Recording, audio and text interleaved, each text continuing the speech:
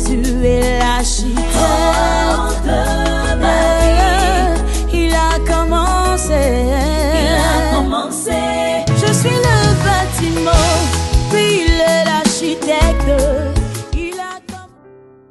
Shalom, shalom, peuple de Dieu, bonjour.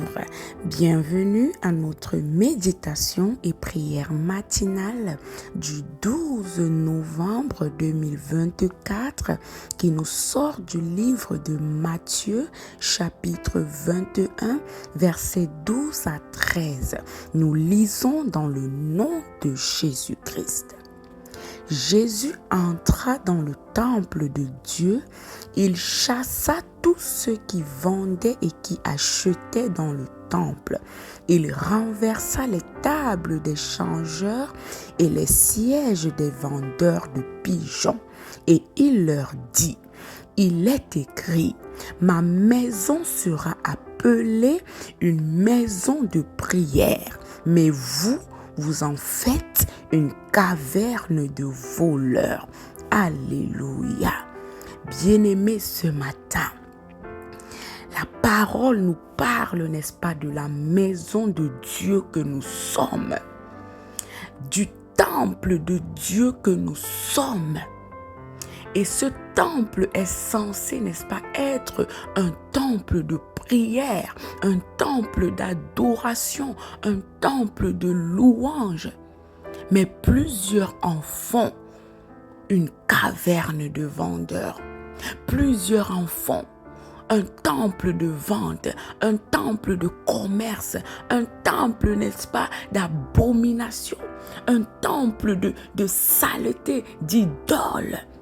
Bien-aimés, lorsque nous regardons le même verset dans le livre, n'est-ce pas, de Jean chapitre 1, la Bible nous dit que Jésus, quand il a vu que le temple de son Père, que le temple de Dieu était devenu un temple où des gens vendaient, où des gens échangeaient les monnaies, où des gens faisaient des bêtises, il a fait un fouet. Jean nous dit que Jésus a fait un fouet avec des cordes. Il a commencé à chasser, à taper les gens pour montrer à quel point il tient à son temple, pour montrer à quel point sa maison est sacrée pour lui. Alors, nous ne devons pas en faire un temple de commerce, d'abomination.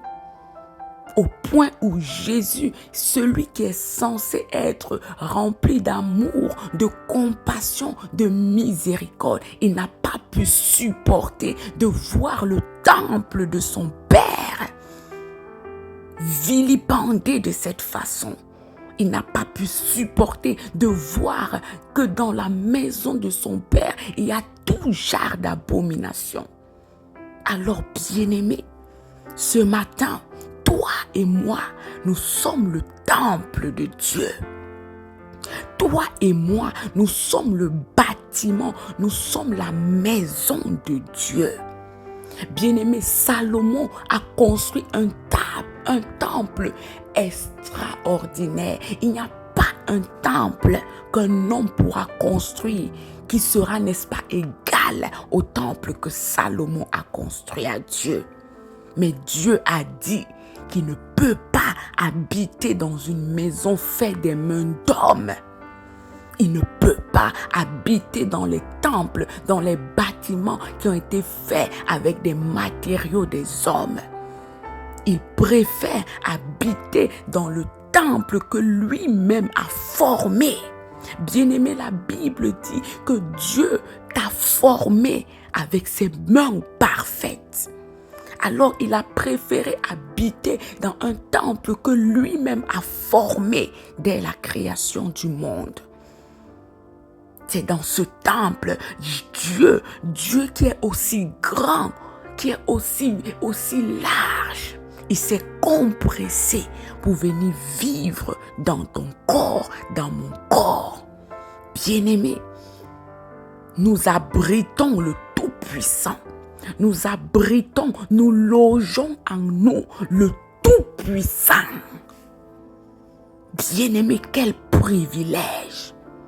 La Bible nous dit, n'est-ce pas, dans 1 Corinthiens, chapitre 6, à partir du verset 19, « Ne savez-vous pas que votre corps est le temple du Saint-Esprit qui est en vous, que vous avez reçu de Dieu et que vous ne vous appartenez point à vous-même, car vous avez été rachetés à un grand prix. Glorifiez donc Dieu dans votre corps et dans votre esprit qui appartiennent à Dieu. » Bien-aimé, ton corps appartient à Dieu.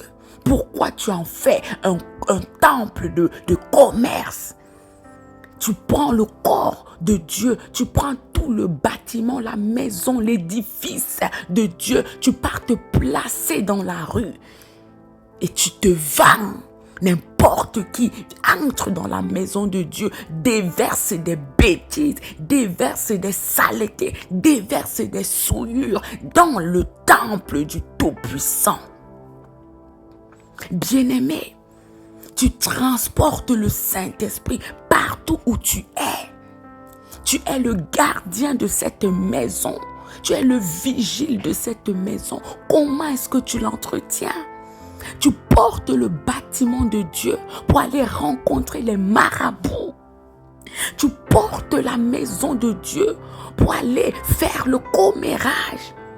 Tu portes le temple de Dieu pour aller te vagabonder. Tu portes le temple de Dieu pour aller adorer les idoles. Quel sacrilège, bien-aimé! Est-ce que vous savez qui vous êtes? Est-ce que vous savez qui est-ce que vous logez en vous? Vous logez le plus grand Dieu qui puisse exister. Vous logez la plus grande personnalité en vous. Vous logez le chef de tous les esprits. Vous logez le commencement même du monde spirituel. Bien-aimés, est-ce que vous savez qui vous transportez en vous?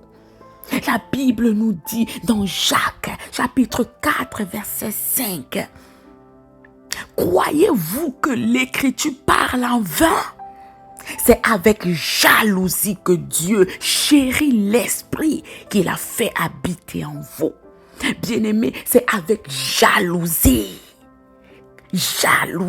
extrême que Dieu chérit le Saint-Esprit qu'il a fait habiter en toi et en moi.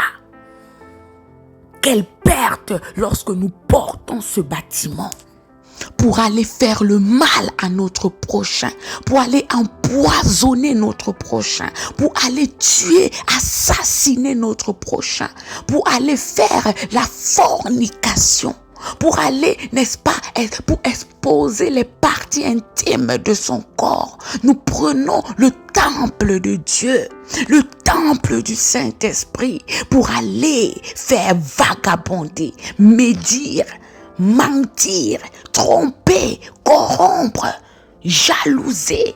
Oh Dieu, bien-aimé, ce matin, tu es le bâtiment de Dieu. Ne laisse pas n'importe qui entrer dans son temple pour faire du n'importe quoi. Ne laisse pas n'importe quoi venir souiller le temple de Dieu que tu es. Bien-aimé, veille sur ce temple, veille sur ton corps. Veille sur la maison de Dieu que tu es. Nettoie, enlève toute sciure. Prends l'aspirateur, bien-aimé. Aspire toute souillure qui était dans le temple de Dieu. Prends la moppe, prends la serpillière, prends l'eau de Javel.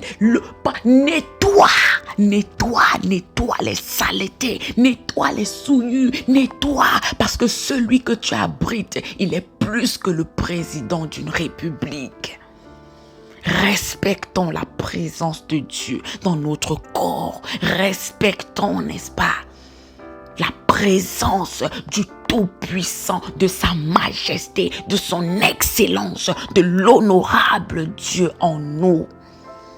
Ne nous livrons pas à l'amour de l'argent. Ne nous livrons pas à l'amour de ce monde. Ne nous livrons pas au plaisir de ce monde. Nous sommes en train de détruire le temple de Dieu et Dieu nous demandera des comptes au dernier jour.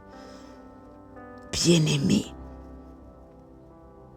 ce matin, n'attends pas que Jésus te frappe pour arranger sa maison. Mais prends la décision ce matin de nettoyer, d'entretenir la maison de Dieu que tu es. Que le Seigneur nous bénisse. Nous allons prier. Père, nous voulons te bénir encore ce matin. Papa, si nous sommes en vie, ce n'est pas parce que nous sommes plus meilleurs que ceux qui sont morts. Si nous sommes en santé, ce n'est pas parce que nous le méritons par rapport à ceux qui sont à l'hôpital. Mais c'est parce que ta grâce, ta faveur imméritée nous a localisés. Papa, merci de nous avoir comptés parmi les vivants encore en ce jour. Merci pour la santé que tu nous as encore accordée, Père. Merci pour ce nouveau jour. Merci également pour la parole de ce matin. Papa, nous reconnaissons avoir souillé ton temple que nous sommes. Nous reconnaissons avoir fait des bêtises, avoir rempli dans ton temple des choses, Père éternel, impures. Nous prions ce matin, Papa, que tu viennes nous aider à nettoyer, à enlever toute souillure qui était en nous. Et à nous rendre ce temple saint, agréable à vivre. Bénis notre journée, nos allées et nos sorties. Bénis, ô Père. Bénis-nous. Commence, chemine et termine cette journée avec nous. C'est au nom puissant, précieux de Jésus-Christ que nous avons prié avec foi et action de grâce. Amen. Excellente journée à tous. Shalom.